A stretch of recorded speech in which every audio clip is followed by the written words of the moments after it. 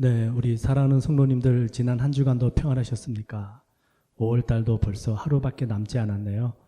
네, 세월이 정말 빨리 흘러가는데요. 이 흘러가는 시간들 속에서 어찌해서든지 저희들은 주님께 더 가까이 나아가고 우리의 믿음을 더욱더 굳건히 하기를 원합니다.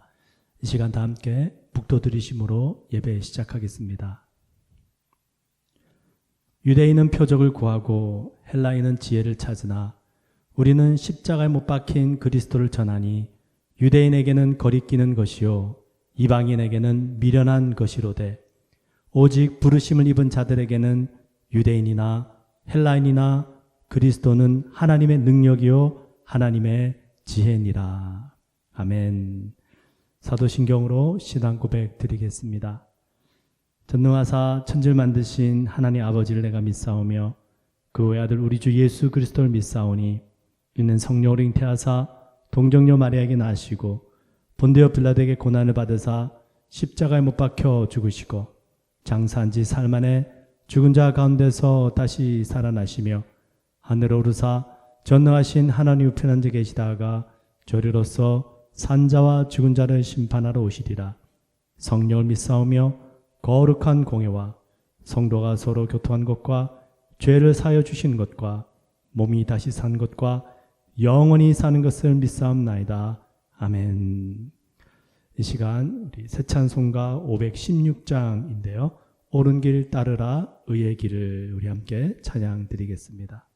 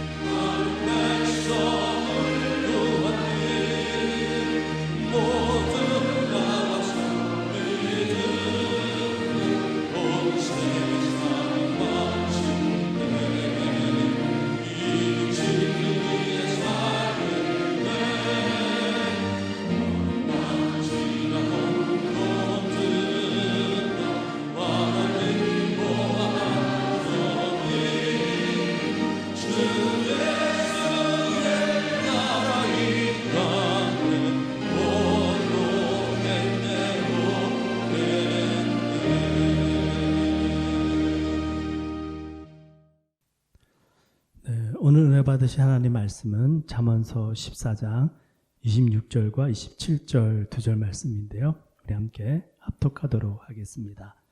잠언 14장 26절, 27절 함께 합독하겠습니다. 여호와를 경외하는 자에게는 견고한 의뢰가 있나니 그 자녀들에게 피난처가 있으리라. 여호와를 경외하는 것은 생명의 셈이니 사망의 그물에서 벗어나게 하느니라. 아멘. 여러분, 잠언서는 지혜서입니다. 저희들이 지혜를 얻기 원한다면 하나님 앞에 이렇게 기도해야 될 줄 믿습니다.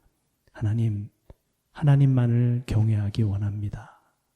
여러분, 이 기도를 통해서 하나님께서 주시는 지혜를 얻으시길 축원을 드립니다. 우리가 하나님만을 경외할 때에 오늘 잠언서에서 말씀하십니다. 하나님께서는 우리의 피난처가 되어주시고요. 우리를 사망의 그물에서 건져주시겠다 약속하십니다.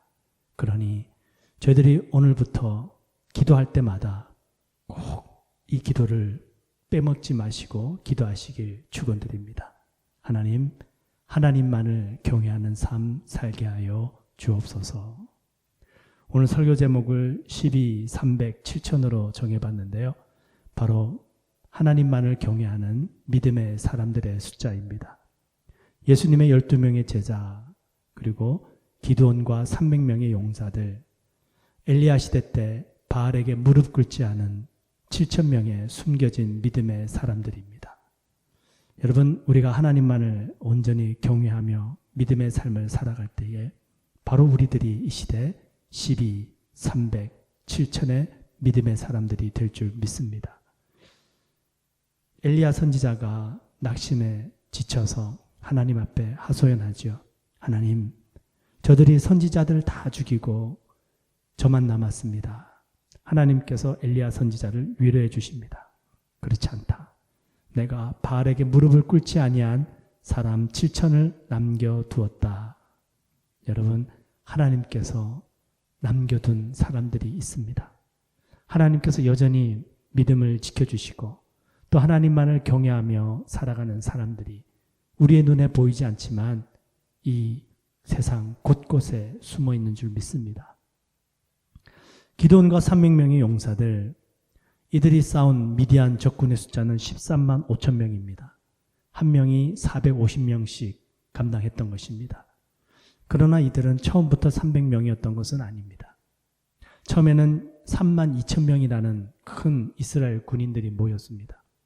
그런데 이 3만 2천 명이 300명으로 줄어들게 됩니다. 바로 하나님만을 경외하는 사람들이었죠.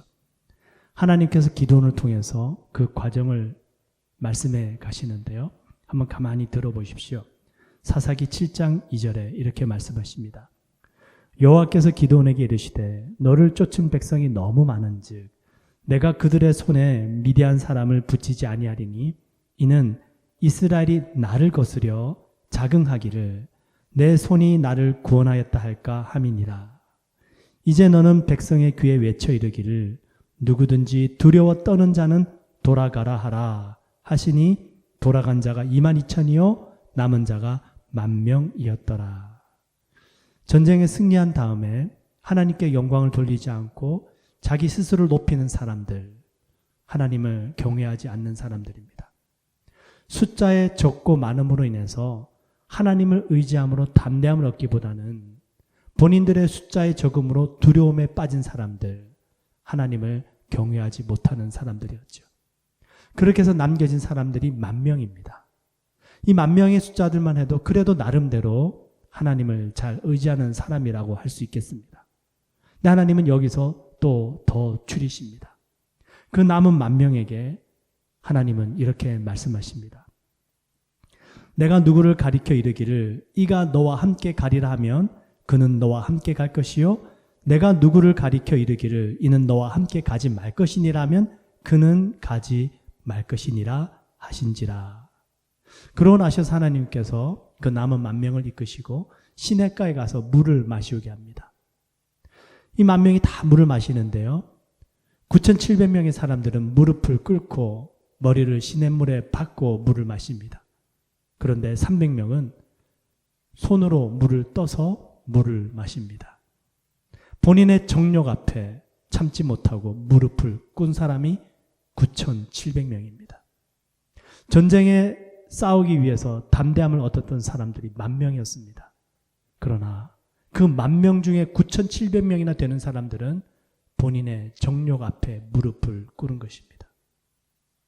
그 정욕 앞에도 무릎을 꿇지 않고 하나님만을 경외했던 사람이 바로 기드온과 300명의 용사들입니다. 오늘 잠언서에서 말씀하시죠. 여호와를 경외하는 자에게는 견고한 의뢰가 있나니 그 자녀들에게 피난처가 있으리라. 여호와를 경외하는 것은 생명의 셈이니 사망의 그물에서 벗어나게 하느니라. 여러분, 하나님을 경외한다라는 것은 추상적인 것이 아닙니다. 우리의 실제 생활과 너무나도 가까운 것입니다. 너무나도 깊은 관계가 있는 것입니다. 오늘 말씀을 통해서 저희들이 하나님을 경외한다라는 것이 무엇인가? 그리고 어떻게 하면 하나님을 경외함으로 우리의 삶 속에 그 하나님을 경외함을 실천하며 적용할 수 있는가? 오늘 말씀을 통해서 나눠보기 원합니다. 먼저 첫 번째, 우리 잠언서 14장 22절 말씀에 있는데요. 악을 도모하는 자는 잘못 가는 것이 아니냐? 선을 도모하는 자에게는 인자와 진리가 있으리라. 여러분, 하나님을 경외하는 사람은 그 하나님을 경외함으로 말미암아 마음속에 선을 품을 수밖에 없습니다. 그런데요, 우리가 하나님을 경외하지 않는 순간 우리는 우리의 정욕을 따라 행하게 되고요, 세상을 따라 행하게 됩니다. 우리가 굳이 악을 도모하진 않더라도 하나님을 경외하지 않게 되면 선을 도모하지 않게 됩니다. 여러분, 우리 사람은 마음속에 무엇을 품든지 품은 그것이 결국에는 나타나게 됩니다. 우리 마음속에 하나님을 품지 않으면 우리 자아가 충만하게 나타나게 될 것입니다. 우리 지난 3월에 미국 아틀란타에서 너무나도 안타까운 사건이 있었죠. 한 백인 남성이 무차별 총기 난사로 8명이 사망하게 됩니다. 그 8명 중 6명이 아시아계 여성이고요. 4명이 한국인 여성입니다. 이것을 혐오 범죄다 얘기를 하는데요. 또 어떤 사람들은 아니다라고 얘기를 합니다.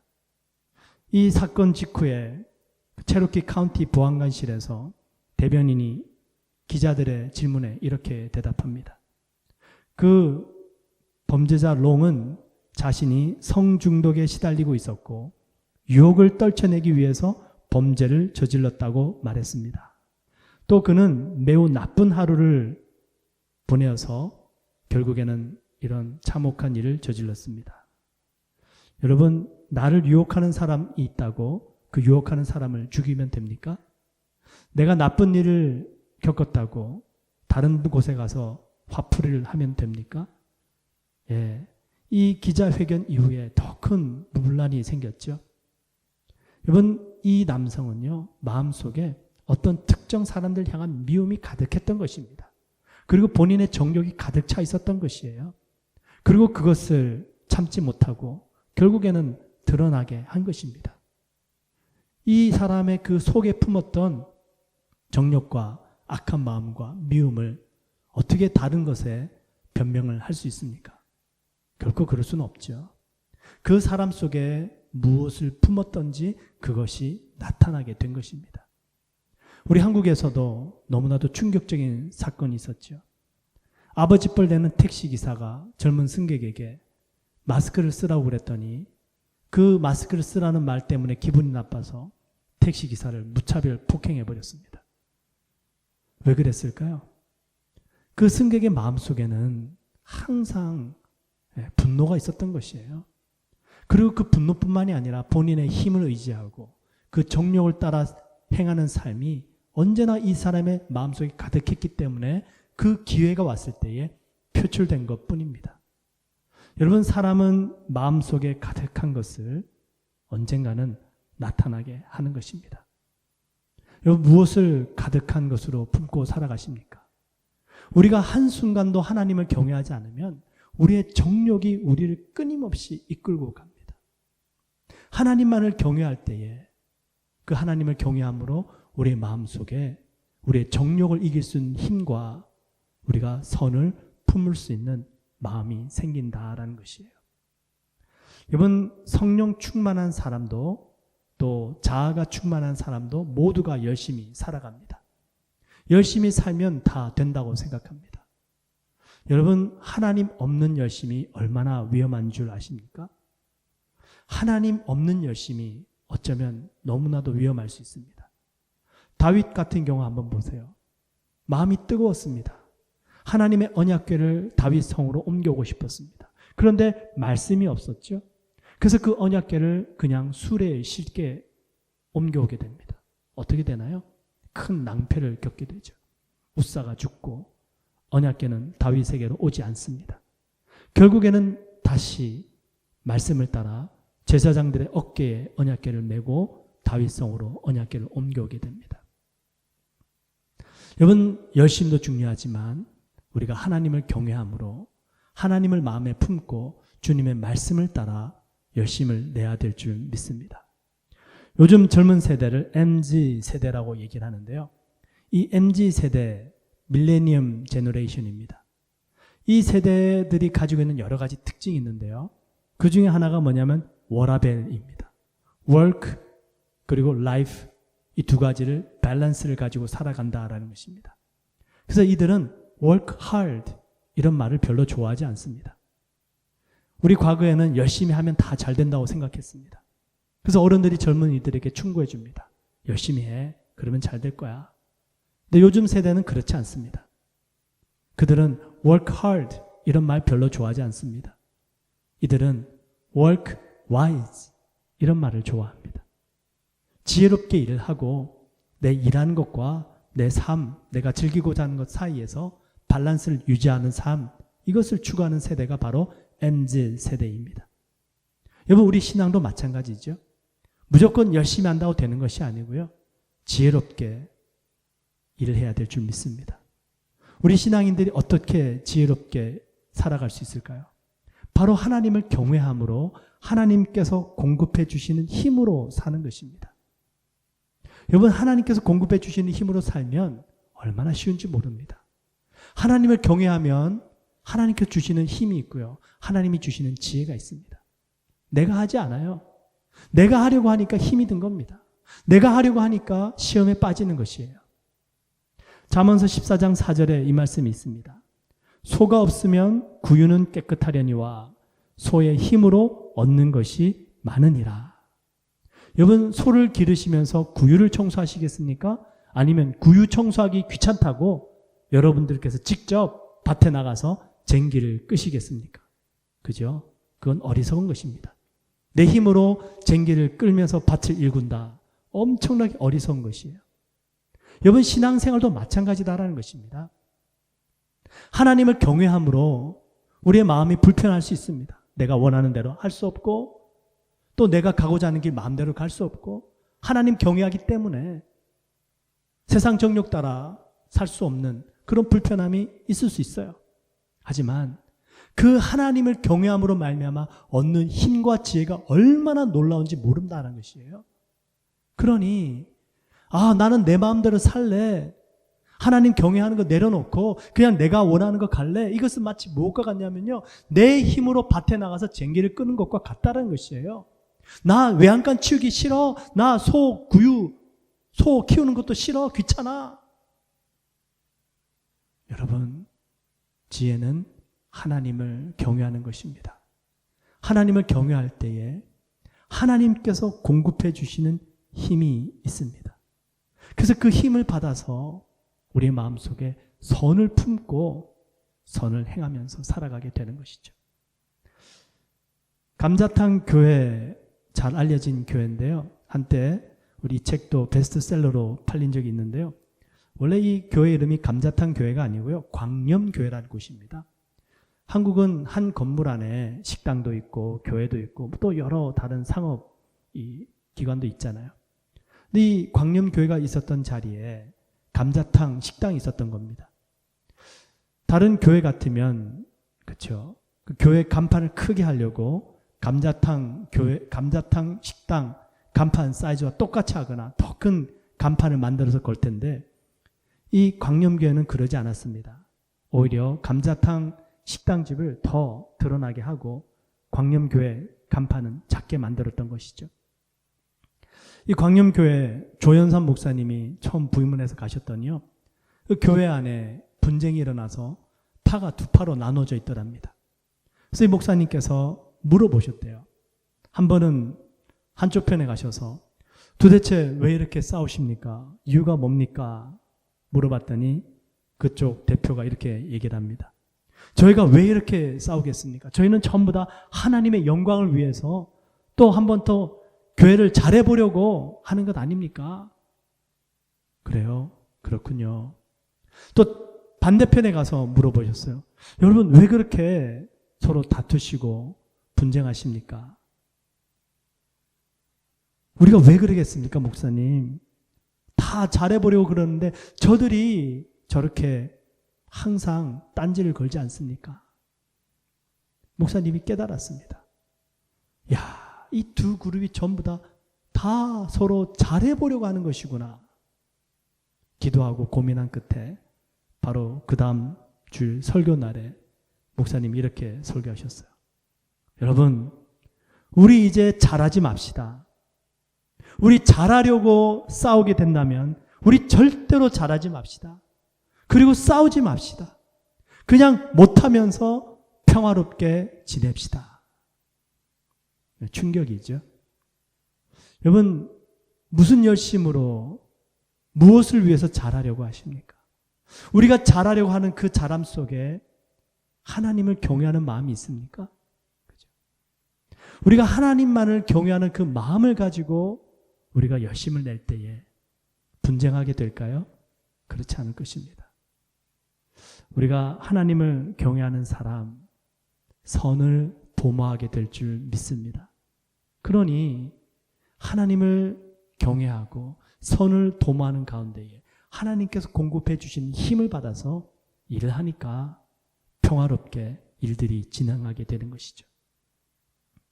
그래서 잠언서 14장 22절에는 말씀합니다. 악을 도모하는 자는 잘못 가는 것이 아니냐. 선을 도모하는 자에게는 인자와 진리가 있느니라. 하나님을 경외하면 여러분 우리 마음속에 선이 품어집니다. 그리고 그 선을 도모하게 될 것입니다. 하나님을 경외하는 마음을 한순간이라도 놓치는 순간 우리 마음속에는 정욕이, 악이 우리를 노리게 될 것입니다. 두 번째, 하나님을 경외하는 사람은 어떤 사람일까요? 네, 하나님을 경외하는 사람은요, 정말로 섬기는 사람입니다. 바로 그 섬기는 사람을 통해서 하나님은 공동체를 세워 가십니다. 잠언서 14장 1절 이렇게 말씀하시는데요. 지혜로운 여인은 자기 집을 세우되 미련한 여인은 자기 손으로 그것을 허느니라. 우리 여인들이 얼마나 많이 집안에서 섬깁니까? 그 여인들의 섬김을 통해서 집안이 세워지는 것이죠. 마찬가지입니다. 우리 아내만, 엄마만 섬겨야 되나요? 모든 가족 구성원이 다 함께 섬기는 것입니다. 남편은 남편대로 아내를 위해 섬기는 것이고 자녀는 자녀대로 가정을 섬기는 것이에요. 우리 가족 구성원들이 모두가 섬길 때에 그 가정은 건강하게 세워질 줄 믿습니다. 그런데요, 한번 가족 모두가 다 섬김을 받고자 한다고 생각을 해보십시오. 그 가정이 건강하게 세워지겠습니까? 결코 그렇지 않죠. 여러분, 기둥 같은 사람은 어떤 사람입니까? 섬기는 사람입니다. 기둥을 보세요. 기둥이 서 있어야지 그 기둥 위에 대들보를 얹게 됩니다. 그리고 지붕을 쌓게 되죠. 기둥이 없이는 대들보 얹을 수 없고요. 지붕을 얹을 수가 없습니다. 세울 수가 없는 것이죠. 기둥이 뭐 하는 것입니까? 섬기는 위치에 있는 것입니다. 그래서 기둥 같은 사람은 섬기는 사람이에요. 솔로몬이 성전을 지었는데요. 바로 그 성전 입구에 기둥이 두 개가 있습니다. 바로 하나는 야긴, 또 다른 하나는 보아스라는 기둥입니다. 야긴과 보아스예요. 이 야긴이라는 말의 뜻은 하나님이 세우신다라는 뜻이고요. 보아스라는 말의 뜻은 하나님의 능력으로라는 뜻입니다. 그러니 야긴과 보아스, 하나님의 능력으로 세운다라는 것이에요. 하나님께 예배하러 갈 때에 하나님의 능력으로 세우신다. 바로 그 성전에서 하나님을 섬김으로 하나님의 능력이 세우심을 받도록 기도하는 것이죠. 그리고 예배를 드리고 나올 때도 내 모든 삶 속에서 하나님만을 섬겨드림으로 하나님의 능력이 나의 삶을 세워주시기를 기도하는 것이죠. 이렇게 저희들의 모든 삶이, 모든 예배가 야긴과 보아스라는 이 두 기둥으로 살아갈 때 우리는 하나님을 온전히 경외하게 되는 것입니다. 이스라엘 나라가 남과 북으로 나누게 됩니다. 그 북이스라엘의 초대 왕이 여로보암 왕이 되는데요. 시작은 좋았습니다. 근데 이 여로보암 왕이 북이스라엘을 건설하고 난 다음에 너무나도 잘못한 실수가 하나 있었어요. 그게 뭐냐면 그 북이스라엘 땅에다가 금송아지를 만들어 놓고 우상 숭배하게 만든 것입니다. 남유다에는 다윗 지파와 베냐민 지파 두 지파만 남았죠. 그리고 나머지 10지파, 레위 지파까지 모두가 북이스라엘로 가버렸습니다. 근데 이스라엘 나라는 모세 율법을 따라서 절기를 지켜야 되고 하나님께 예배를 드려야 됐습니다. 예배를 드리자니 예루살렘으로 내려와야 됐거든요. 그래서 북이스라엘로 간 사람들이 절기 때마다 예배를 드리기 위해서 예루살렘으로 오는 것이었습니다.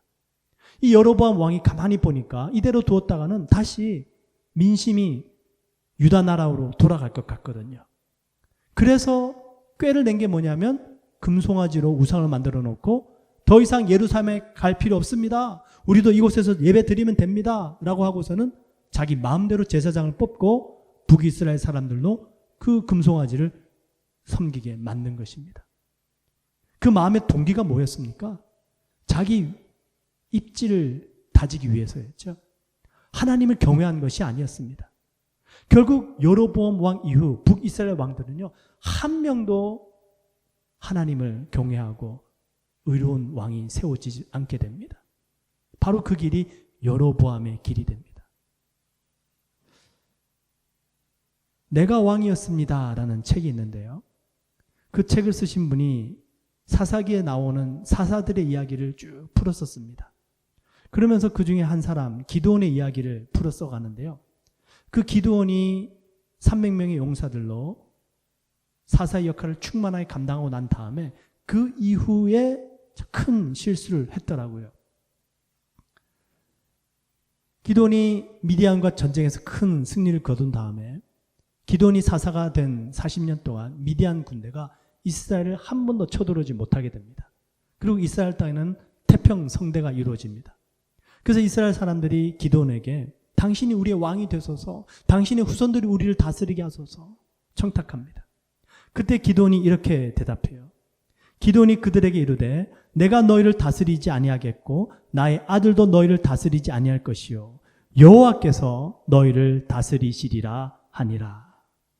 여기까지만 말을 했으면 참 좋았을 텐데요.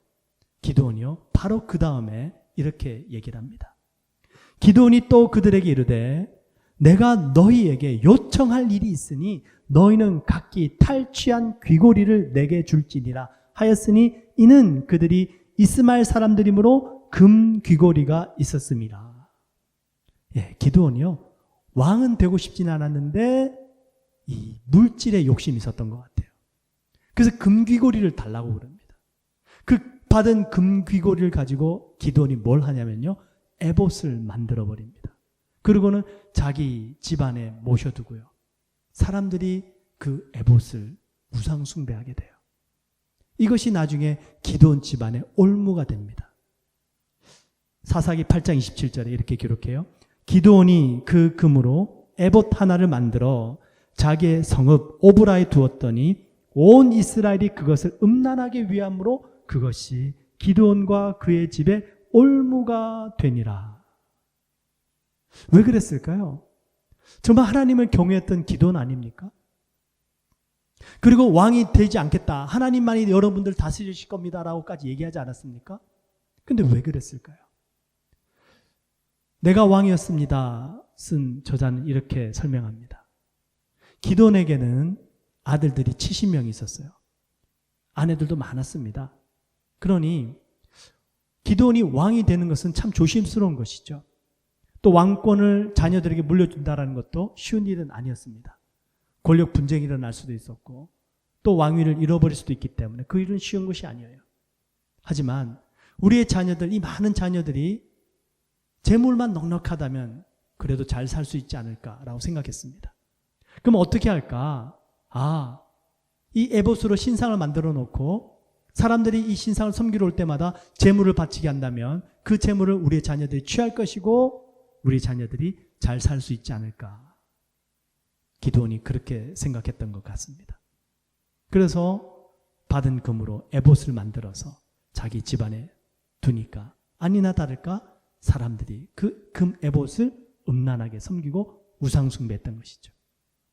여러분, 이것이 결국에는 이 기드온 집안의 올무가 되어서요, 기드온의 그 아들 70명이 한날에 모두 죽임을 당하게 됩니다. 너무나 안타까운 사건이죠. 여러분, 하나님을 경외하는 삶, 정말로 지혜로운 삶이고요, 우리의 가정을 세우는 삶입니다. 우리가 하나님을 섬기기 때문에, 하나님을 경외하기 때문에 우리가 서로를 섬기게 되는 것입니다. 우리 모든 사람들이 각자 한 사람 한 사람이 하나님을 경외함으로 하나님을 섬길 때에 또 그 섬김으로 서로를 섬길 수 있게 되는 것이죠. 하나님을 경외하는 사람은 섬기는 사람들입니다. 바로 그 섬기는 사람들을 통해서 하나님께서는 기둥처럼 그들을 통하여 모든 공동체를 세워 가실 줄 믿습니다. 마지막 세 번째, 하나님을 경외하는 사람들은 어떤 사람의 모습일까요? 여러분, 하나님을 경외하는 사람들은 참 지혜로운 사람들인데요, 이 지혜를 가지고 분별력을 가지고 생활합니다. 여러분, 세 가지 분별을 잘 하셔야 됩니다. 손익을 잘 분별하셔야 되고요, 선악을 잘 분별하셔야 되고요, 그리고 무엇을 베풀 것인가 또 무엇을 받아들일 것인가를 잘 분별하셔야 됩니다. 여러분, 우리 자신에게 손해가 되느냐 이익이 되느냐 잘 분별하시죠? 네. 믿음이 없는 세상 사람도 이건 잘 분별합니다. 그래서 자신에게 손해되는 일은 결코 하지 않죠. 과연 믿음의 사람들은 어떻게 손익을 분별해야 될까요? 네, 여러분, 하나님께 부요한 사람이 되시길 축원드립니다. 하나님께 부요한 사람이 되는 것이 바로 손익을 잘 계산하는 것이에요. 어떻게 하나님께 부요함을 분별을 가질 수 있을까요? 네, 가이사의 것은 가이사에게, 하나님의 것은 하나님께 드리는 것입니다. 바로 하나님께 부요한 사람이죠.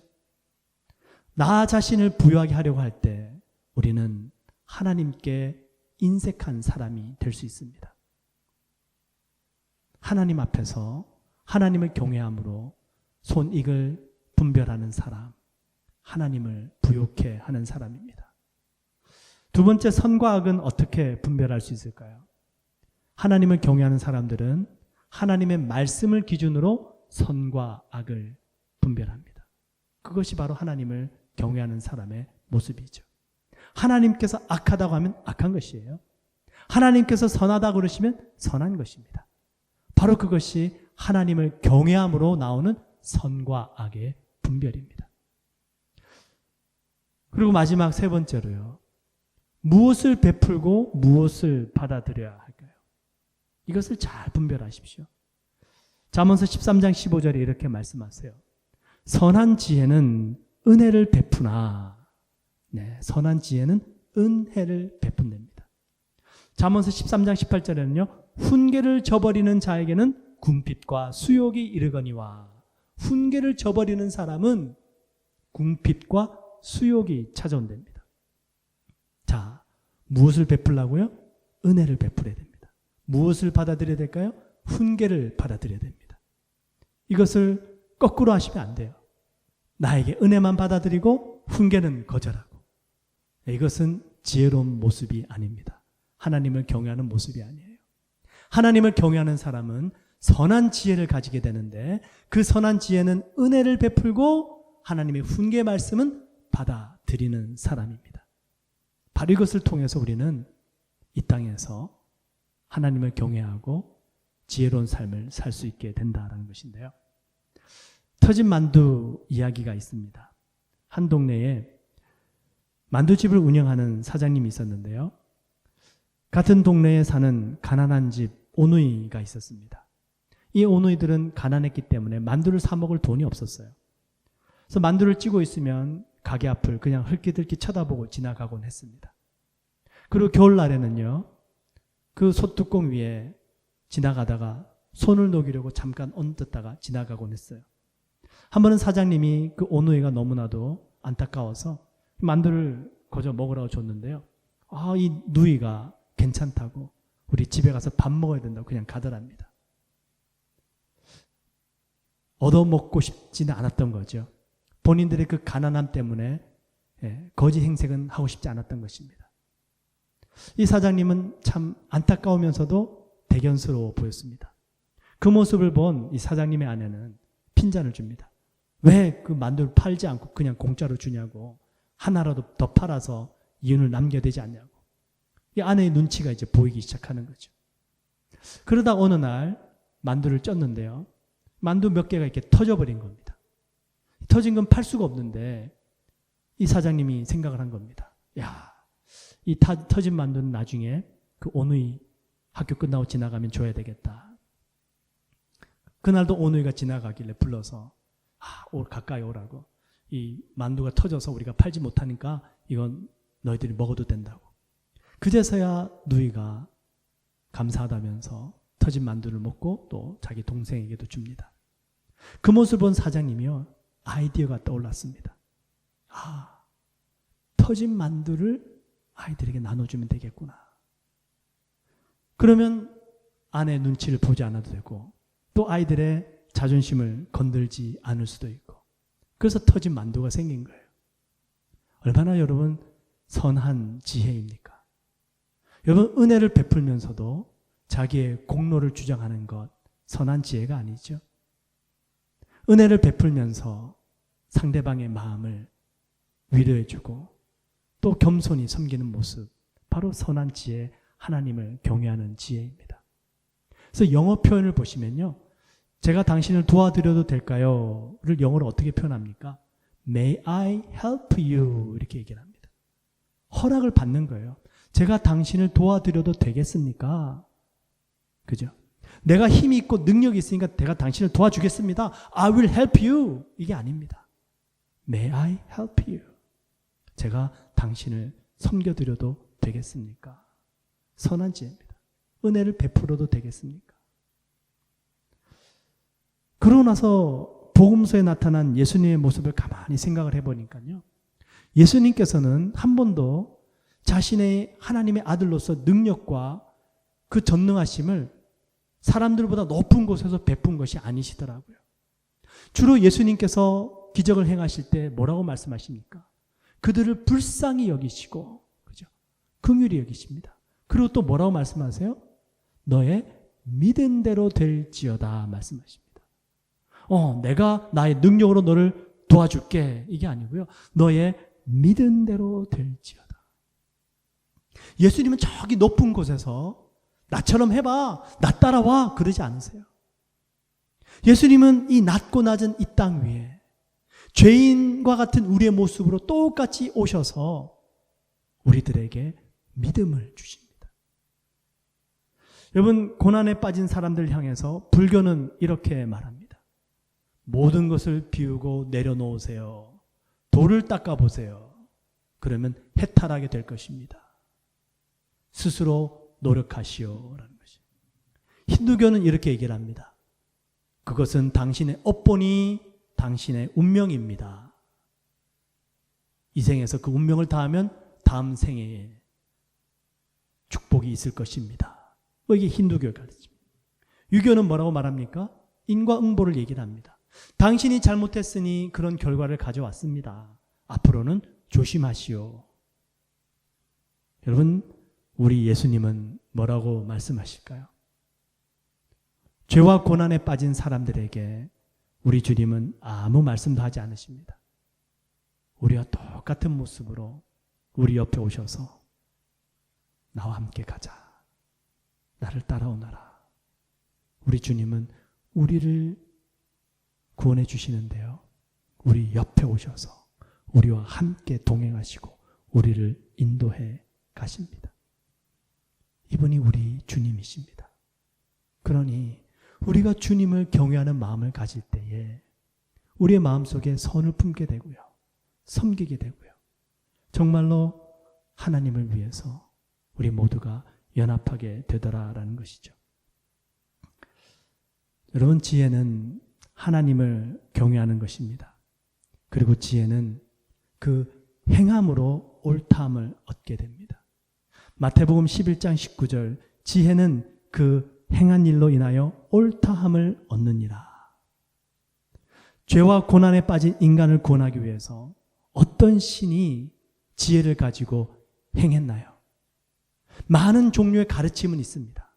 그러나 그 어떤 신들도, 그 어떤 종교도 행함을 보여준 신들은 없습니다. 우리 주 예수 그리스도, 우리와 같은 죄인의 모습으로 이 땅에 오셔서 친히 십자가를 감당하시고 부활하셔서 본이 되어주시고 그 예수 그리스도를 바라보게 하심으로 말미암아 우리를 지금도 인도하고 계십니다. 고린도전서 1장 22절에 이렇게 말씀합니다. 유대인은 표적을 구하고 헬라인은 지혜를 찾으나 우리는 십자가에 못 박힌 그리스도를 전하니 유대인에게는 거리끼는 것이요 이방인에게는 미련한 것이로되 오직 부르심을 입은 자들에게는 유대인이나 헬라인이나 그리스도는 하나님의 능력이요 하나님의 지혜니라. 유대인들은 표적을 찾는답니다. 헬라인들은 지혜를 구한답니다. 그러나 우리 그리스도인들은 복음을 전합니다. 우리를 위해서 죽으신 예수님, 우리를 위해서 부활하신 주님, 그분을 전합니다.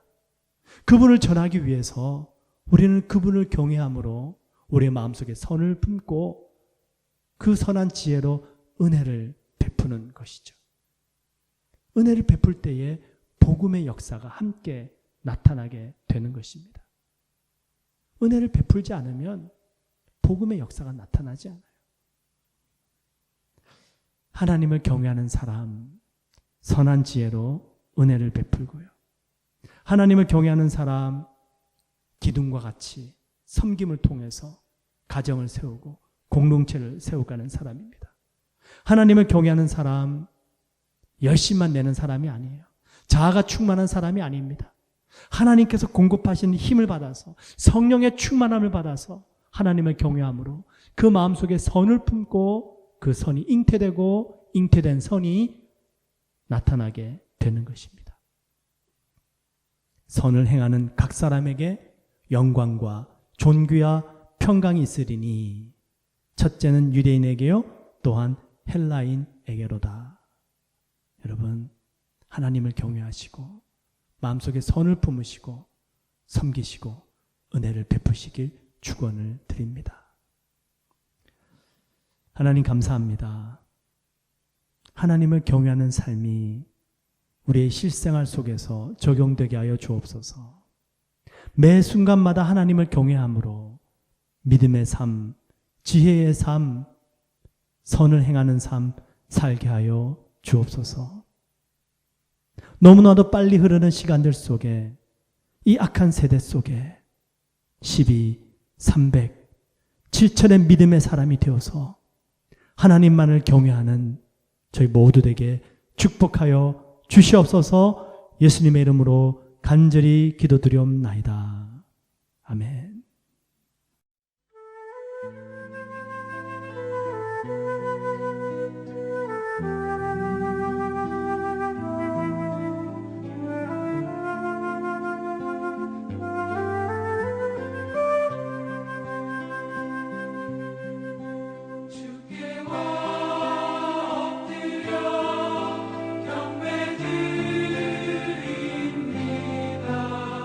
주의 신고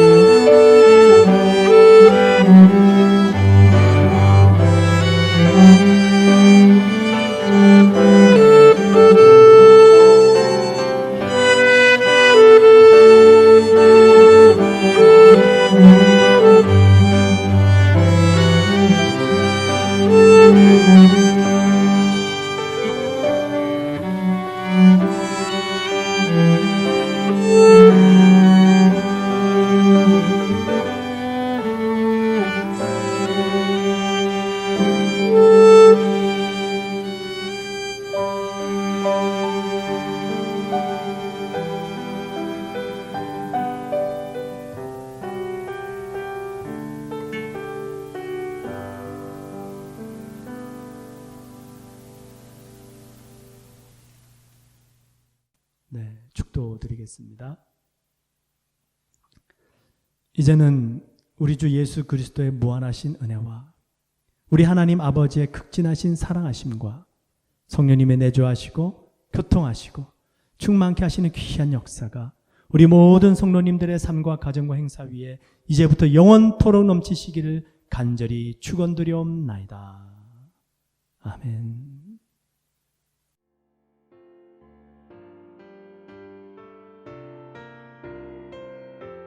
주님만 내 도움이 되시고 주님만 내 빛이 되시는 주님만 내 친구 되시는 광야 주님 손 놓고는 단 하루도 살 수 없는 곳